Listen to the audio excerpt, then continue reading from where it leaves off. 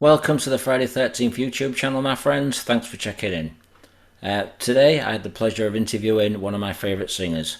His name's Ronnie Atkin. He's also in a band called Pretty Maids. Now, I grew up with Pretty Maids as a kid when I was 13 and 14 years old. So the band have done some fantastic albums, as you know.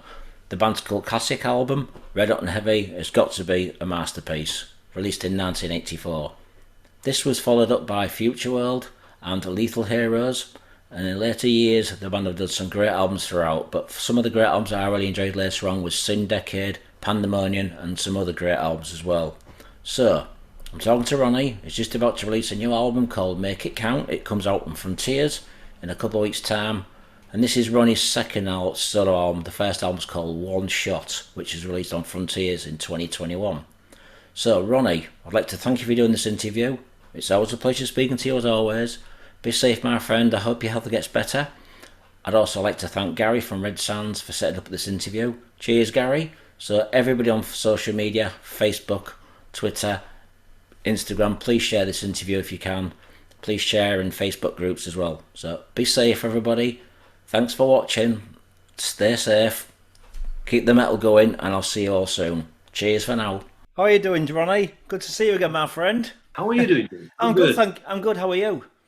I'm good these days. I'm busy. I'm doing a lot of phoners, promos these days, so you're not the first and not the last, but what it's all about. When you're just appreciate people want to talk to me. But I'm good. I mean, I'm health-wise, I'm fine, and just had some good messages from the oncologists last Friday that everything looks good. And, I go to these scans every third month. So, yeah, I'm happy. Absolutely. Congratulations. I'm really pleased for you, mate. Thank you. You're welcome anytime. You know where I am if you need me, Ronnie. You got my back. I certainly have, my friend. So I'm going to ask you some warm-up questions first, because it was about a year ago since we did the last interview. True. No, that's right. Yeah, so we talked about the One Shot album. Just tell me, how successful was that album for you, being your first debut album? It was absolutely, I mean, from a critical point of view, and yeah, I mean, the response from critics and fans and was absolutely amazing, much more than I would actually expect. In fact, I don't really know what I expected, but because the first time I was on my own for the first time, I mean, I had to take responsibility for myself, and there was nobody I could say, well, that's in the past always at Pretty Maids, so we were a unit, but I'm very happy because it's a different album than what I've done, previously, because it's obviously it was more personal and more reflecting in any sense of the word. And but I'm stoked about the reaction I had from fans, and it had really good reviews as well. But the most important thing for me is that the fans and those people who buy my records or our records liked it, and they did. So it was definitely a success. I've got to say that. Brilliant. It's just a shame that you couldn't tour with it with big COVID lockdown. Would you have liked to have toured for that album? I would have, and actually, I would have been in a position to do it. I think health-wise, I probably could have gone on stage last summer, but it was, as you said, it was totally impossible. But that's what actually kind of let me. So when that album came out, I had to set another goal for myself, and that was to do another album, since I couldn't do anything else really. So. And then that's what I did, and here we are, like 2 albums in a year. That's being pretty productive, I guess, more than I've ever been before. But because I remember in the '70s when I grew up, there was always a new T-Rex album every year, or a Slade album, or something like that. You don't see it these days. I mean, when did Def Leppard put out their last album? Well, I don't know. Well, because it's not really the money is out on the road. There's not really a hell of a lot of money. At this stage where I am, for instance, in doing albums. But I do it because I like it, and I do it for the love of music. And talking about that, I probably said that in the last interview you did with me, Jason. But to me, the music writing is therapy, and it really, I believe in the fact that it kind of saved my ass for the last 2 years. So I could occupy myself with something positive, So. That's cool, and I had the ideas. I'm just writing quite a lot these days, and got another set of ideas now. So now I'm going to find out, what do I want to do now? Right then, so how well did it sell, do you think, that one shot album? How well do you think it sold for you? Actually, I don't have the exact sales, but I do know that the record company is satisfied because they wanted to do another one. So, and I never talk about figures. Well, I mean, it's not figures as it was in the '80s or something like that. You know, I mean, today if you sold 10,000 records, I guess it's a success. I mean, I don't know, depending on. I mean, these days it's funny because my son is an A&R at Sony Music in Denmark, right, in Copenhagen, and you know they get the gold and platinum records for streams, you know, not for sold copies. And a lot of the new artists coming out today is not even released on CD or vinyl, you know.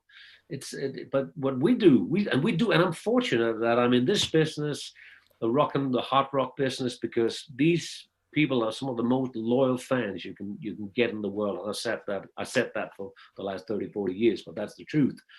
And they still go out and buy physical CDs and vinyls, you know, which is great because that's where you can make some money. So last time we spoke, I asked you what your favourite songs were from that one shot album. Has your opinion changed since then? Have you changed your opinion? What's your favourite now, or is it still the same? I can't remember what I said. I don't know. I mean, I think I probably said like One Shot. The title track would probably be one of them because I thought it was a great ballad or ballad rock or whatever. I don't know. I mean, I just, but there's not a song on these albums that I don't like because then I wouldn't release it because I only agree to release something. I only record it if I think it's good and solid, you know, and it's got a good melody, a good top line or whatever. It's catchy or has a good drive or whatever, you know. So, I mean, I don't know, but I mean, um, well, if I'm going to mention any songs, I'll probably say, yeah, One Shot, you know, Picture Yourself, Real. It's really good songs, I think. But you know, hard for me to judge. I hate judging my own music, actually. So why did you want to do a second album? Did you not think of doing a Nordic Union again before you released this new album? Well, I did this as I said, you know, to keep myself occupied with something, and you know, even when One Shot was released, I already had one or two or three songs written or ideas for them. You know, I think one of the first songs I wrote for this album was "Easier to Leave Than Being Left Behind." It was kind of left over, not finished songs, but leftover ideas from the One Shot sessions. But the majority of the songs in the new album is written in the spring and summer of 2021. All right then. So let's talk about the album title, "Make It Count." Why did you decide to call it "Make It Count"? Because that's the message of the song.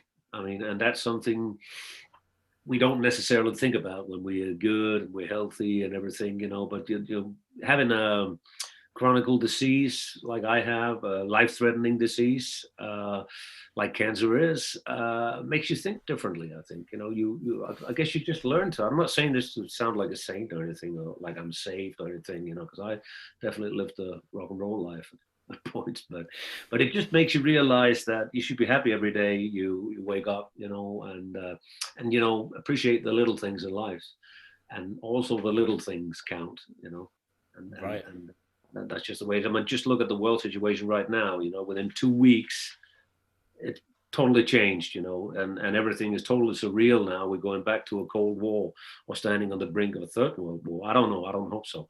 But just imagine for the people in Ukraine. You know, their lives been changed in 2 weeks. You know, It's so kind of. it just proves how vulnerable we human Homo sapiens are. You know, because everything can happen. I mean, we just come out of COVID, or just coming out of it. Like you said, the Ukraine-Russian war is just about kicking off. It's totally mad. Totally true. I was talking to my wife about. We were talking about planning on traveling somewhere, you know, and I have problems with traveling because I got to seek permission for insurance reasons every time I just want to go to Hamburg for 2 days. You know, I have to seek permission. And you know, first cancer, we had to cancel our trip to Sicily that we've been talking about for years. Everything was planned. So cancer, COVID, and now this. It's just it never ends. For fuck's sake, it's horrible. But Yeah. it is what it is, and all we can do is like you know, pray for peace and hope they'll sort and kind of straighten things out somehow. I can't really see how right now, but I think it affects everybody in the world. You know, it's So that's did you have any other titles for the album then, Ronnie? Or was it just "Make It Count" because of the song was such a personal song for you? I had a working title at some point called "Possible in Principle." You know, but no, but I mean, I just thought make it count did fit to that song, and there's also a lyrical message in it, as I said. You know, I mean, and I'd like to get that across without sounding like John Lennon or anything, or Bob Dylan, whatever. I mean, but you know, it's. I think it's something that we all can relate to. Yeah. So how long did it take to write all these songs for this album? Then, would you say?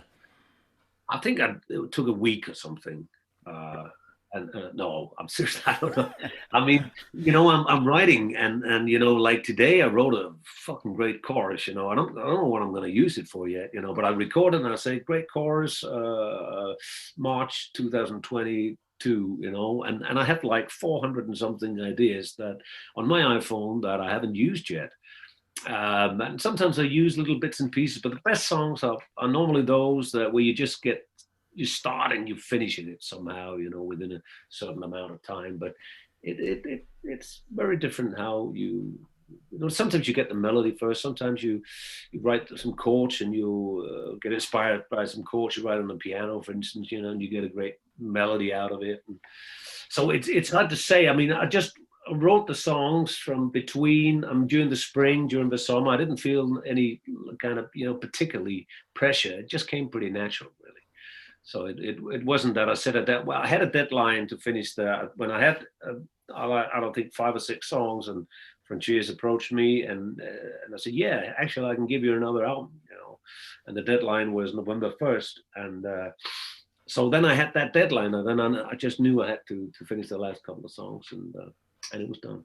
Okay, then. So before we talk about the songs on the album, the lineup, you've got Chris Ladyback helping you out, who's also with Pretty Maids. You've also got Alan Sorrison, who's drumming. Is he still in Pretty Maids, or is it the other Alan who's back in Pretty Maids? It was actually he left Pretty Maids, and Alan Chikaya took over. Yeah, that's right. Is he back? Is he back in Pretty Maids still then? Alan, Yeah, Alan. pretty, Yeah. pretty much. I don't. Pretty much is on a hiatus now. You know, I mean, it is pretty dysfunctional. I mean, we're not really in dialogue. So I mean, we haven't broken up or anything like that. But people are doing different things. So I don't know. But yeah, I mean, he is the drummer in Alan Jukai. He's the drummer in Pretty Much right now. Right, and then you've got Pontus from Treat King Diamond on bass on the album. How do you hook up with Pontus? Actually, I've known Pontus for years when we just ran together, you know, when we met Hammerfall on festivals or whatsoever, you know. Pontus Ekberg, I didn't know. Actually, it's Chris Laney's guys. It's the same guys that plays in the movies project that they're doing. Just released 2 albums, you know, on Atomic Fire Records. So that's why we used them, because when Chris and I decided to go for this and do the first album, and I said, so who should I call of musicians? I know a lot of people around, also in Germany and stuff like that. And then we said, well, why don't we just use the people I'm used to working with in my At the Movies thing? And I also participated on the first At the Movies album. So, and they all agreed to do it. So it was easy. He was used to working with them, and that's why I'm using those guys. And then I got Oliver Hartman, who is the guitarist in Avantasia, one of them, who also is on this album for 2 songs or something like that. You know? Yes, right. I mean, you've I also... what's that? Sorry, you were saying? I said, well, also the guitarist on the album here is the plays the most of the stuff is a guy called John Berg, a pretty guy in the 30s from Sweden, plays in a band called Dynasty, I think. Great guitarist, you know. So he actually plays the majority of the solos on this album. Right. And then we got Linnea Wikström on backing vocals, and she's great. It's great to have a female singer on the album because it gives them a different identity. So what band does she sing for? Because I'm not familiar with her. She's been in Therion at some point, and her father is Thomas Wikström, who sang in a million bands. Yeah, Candlemas and all those other bands. All that kind of stuff. Yeah, that's her father, you know. So, and I think she's going to do some musical project this year or something like that. I don't really know what she is. And you've also got back acoustic guitarist Andreas Ringman. Don't know who he is. Who's he played with? Well, he played with Chris in the past and stuff like that. Actually, I don't know what bands he played in, but I also knew him because he lives in Copenhagen, and it's one of Chris' best friends. So he also brought him in. All right, he's on the first album too. Brilliant. Okay, so we'll talk about the songs then briefly. I've Been Hurt Myself. What's that song about, if you don't mind me asking briefly? Hurt myself by hurting you. It's just kind of fiction, you know. it's not really personal, that one. It was just a title I had that I thought it did fit with the melody line. Actually, there's not much of a story behind it, you know. But I mean, I guess we all kind of know that we sometimes hurt ourselves by hurting someone else. You know, it could be your wife or whatever. You know, so I think some people could probably relate to it, but it's not really that personal. It's merely fiction. Okay, then Unsung Heroes. Unsung Heroes as it says in the lyrics, it's dedicated. I think I was inspired by all the nurses and who went and, you know, was standing there in the front line. I had this image in my head when I saw the first pictures from northern Italy and New York, you know, when the COVID-19 really hit, you know. Those basically a dedication to those who goes first in line, those who go where others fear to trip, you know. Like on the beaches on Normandy, as I sing the guy on Tiananmen Square. Right now, the heroes in the Ukraine, you know, that's what it's all about. Okay, Rising Tide. Rising Tide is just about the climate change, really, and it's not an issue that is new to me. I think I wrote about it the first time in the '80s, you know, singing about the hole in the sky, you know. So I mean, but unfortunately, nothing has happened in these 40 years. Actually, only for the worse, you know. So I think it's still as relevant as ever. And it's not that I'm not trying to be political. I'm not trying to impose something on anyone, but I'm just writing about these topics, issues which I've already always did. You know, something that most human beings, ordinary human beings, can relate to. It's not political, party political. You know what I'm saying? Okay, then you got Remain to Remind Me. Yeah, it's just a love song. Next. Okay. Okay, then we've got the tracks we leave behind. Tracks we leave behind is tracks. It was written when actually the lyrics were written when we pulled out of Afghanistan in August. You know, when the whole Western Alliance. You know, and I saw a documentary on Netflix. I see a lot of documentaries. And I saw a documentary on Afghanistan, about Afghanistan. I knew quite a bit of Afghanistan before that, you know, but that's actually what the song was all about. Okay. It's about Afghanistan. Okay, then the next song is the tracks we leave behind. No, that was the one I just talked about. Oh, sorry. All I ask for you, of you, all I ask for you. Yeah. Ask of you. Well, that is related to my situation as well, because it's basically about. It's a song, you know. The topic's about all those people that you thought would be there when you got in a situation like me, and that unfortunately are not there because they're scared to get in contact with you, and they kind of sometimes try to avoid you because they don't know what to say or don't know what to do. You know, that's my point. I'm thinking a lot of cancer patients has tried that, you know, because people sometimes treat you like you're some kind of leper. But you know, I also had so many great surprises from people I didn't expect anything from. But I know how those people feel because I've been in the situation myself. So it's not that I hate those guys. It's just a topic I'm touching. Right then, Grace, is that a personal song to you? Is it somebody you know? Or is it just... Nah, I think it's a little hidden love song to my wife. Okay. And then we've got Let Love Lead the Way. Yeah, it's just it's a peace song, you know. It's a peace. Look inside yourself, you know. There's a lot of good inside of you, and, you know, that's what the song is about. You know, sometimes it's actually hard to interpret what a lyric is all about because you're in a certain sphere when you're writing it. You know, I mean, and sometimes it's it's difficult to you call it reputate. I mean, how you actually felt in the moment you wrote it, you know. But it's about finding peace with yourself and find the good thing and let love inside of you and let that lead your way in life, you know. Okay, then you got Blood Cries Out. Blood Cries Out is written about Vladimir Putin. No. Well, it could be about him, right? I mean, the song is about tyrants, you know, and it was actually I was watching this documentary on Netflix called "How to Become a Tyrant," and that's what inspired me to do the song, you know. But I also got to say, I write down little notes if I watch a good movie or I watch a documentary or see something in the newspapers. If there's a good quote or something, I sometimes write it down, and then so I got all these quotes, and sometimes you can use some of those quotes and kind of stick them into a song or whatever, you know. Okay, So then you've got easier to leave than being left behind. yeah, but that's also a little.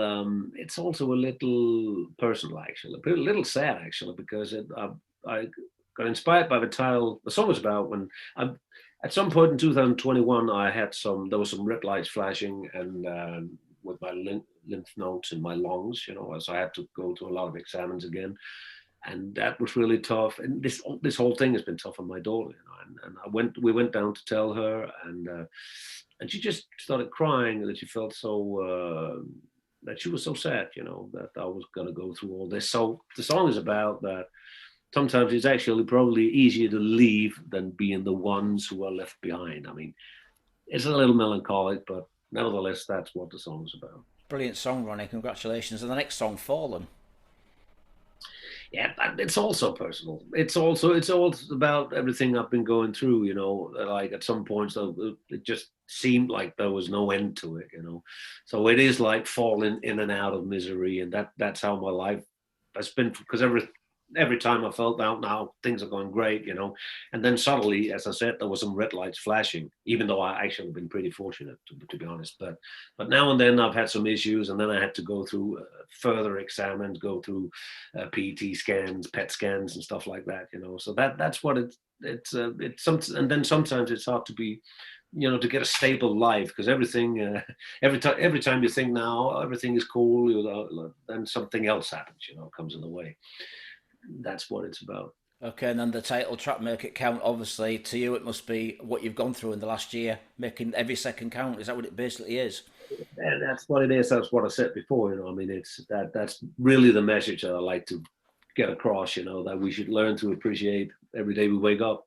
Okay, and so, But we so never how, know what happens. no, true. So, how long did it take to record this album? Did you do your vocals at home and the rest of the band do their bits in their studios?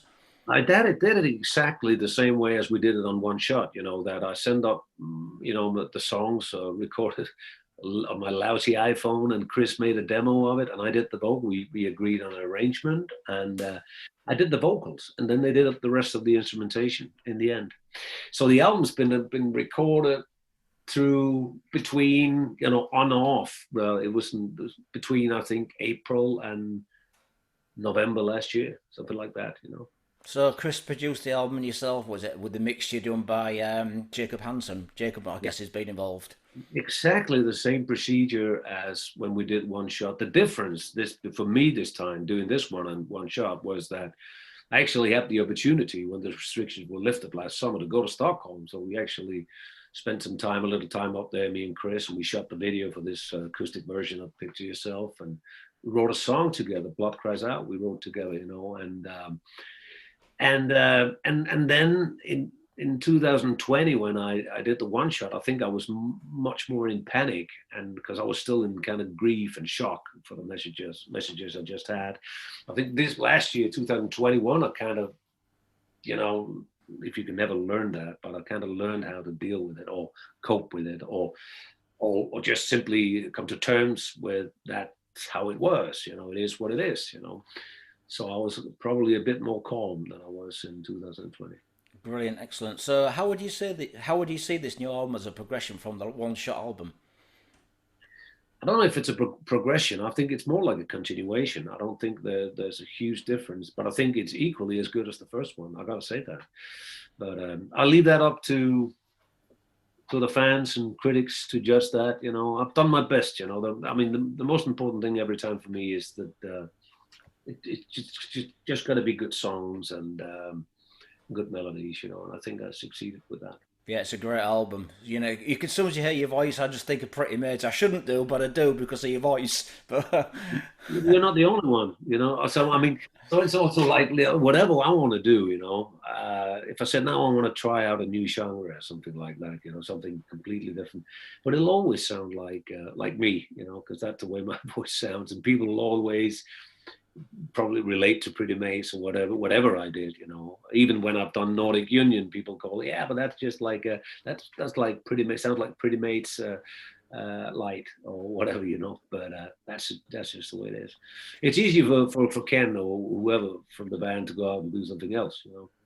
Yeah, so I was going to say to you, what's happening with Pretty Maids now? You spoke very briefly about them. What they're all different, doing different projects. Is that why you're on hold with Pretty Well, the Maids? thing is, the truth is, I met Kenny last year when we did this exhibition thing, and we did a book. Otherwise, I haven't seen him since 2019, and we don't talk. We're not really in dialogue. I mean, there's not a good. There's some bad vibes that has to be sorted out. And that when I got sick, and well, in 2019 in general, something went wrong. So there's some things we got to sort out. The band hasn't gathered since 2019, and people don't talk to each other. And I'm just like. We had a good run, and if we're gonna go back together, we are. If we're not, it's not the end of the world for me. I mean, Oh man, that we had a good run. sucks. Been That there, sucks. done. That sucks because Pretty Maids are my favourite Danish bands. I mean, let's see. I mean, never say never. I mean, it's not. I don't hate anybody in the band. We just have some issues, and. But these things have to be sorted before we can go out. I guess all of us somehow want to go out and play some concerts again. We have a brand new 3 year brand new 2.5 year old album or something like that out. And we never played a song from the Undress Your Madness album. So it's kind of sad. But sometimes people do stupid things, and you know. Well, best of luck with that. I hope it works out for you all because it'd be nice to see you guys on the road again and have a drink with you because it's been a while since we last met. Yeah, it has. So, I mean, just tell us a little bit about the book that you did because I was going to buy that book, but you only did a limited run with like a signature with everybody's autographs in it. And unfortunately, it sold out before I had a chance to get it, which kind of sucks. So, just tell me briefly about that book. I know I'm going to sign some more of those books, so you can. I'm pretty sure you can get a signed version. Well, it's just. In fact, we did two books. One was in Danish, but that was two different books. Where this book that our friend Ossie has written. I mean, she's been a fan of the band for like I don't know 30 years or something like that, and she's seen an awful lot of concerts, and she's just a good soul.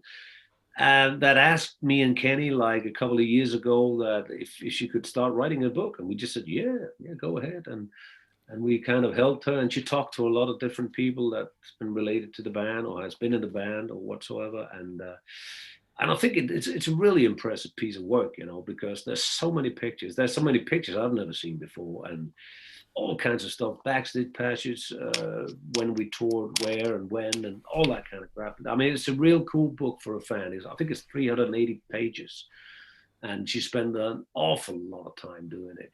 So I'm glad it's been a success so far. It's a shame she didn't get in touch with me because I've got some really good photos of you guys from London and Headbangers Open Air. She could have used them.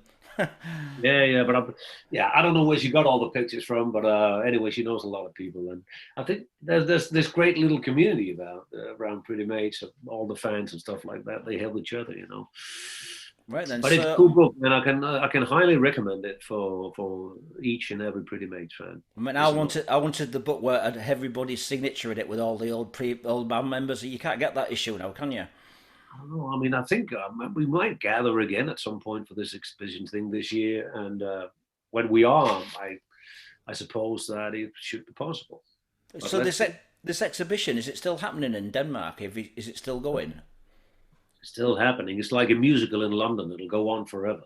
Oh wow! No, no, but it's no. They just prolonged the whole thing because of COVID. So it's actually running until August this year. Oh wow! Awesome. So do you think you'll ever be touring for this project and this album? I'm going to If start.